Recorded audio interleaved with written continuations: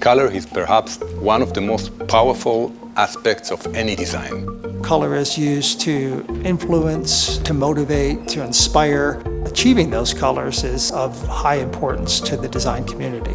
You cannot choose and define the right colors without Pantone.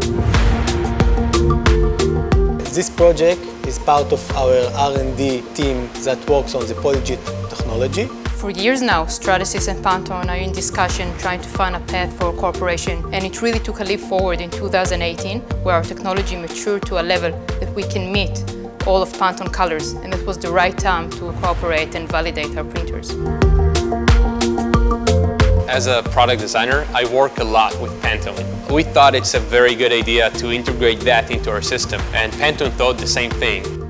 So many people rely on the Pantone color system and the Pantone brand that having that available in the Stratasys toolset is very valuable.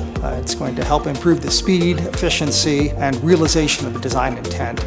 It's so exciting to be working with Stratasys, the lead in manufacturing 3D printing. Just to think how useful having a 3D lookup table will be to the designer.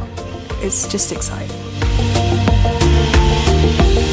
This is the first time in history where designers can digitally print directly from the computer and the color that they chose directly to a 3D object.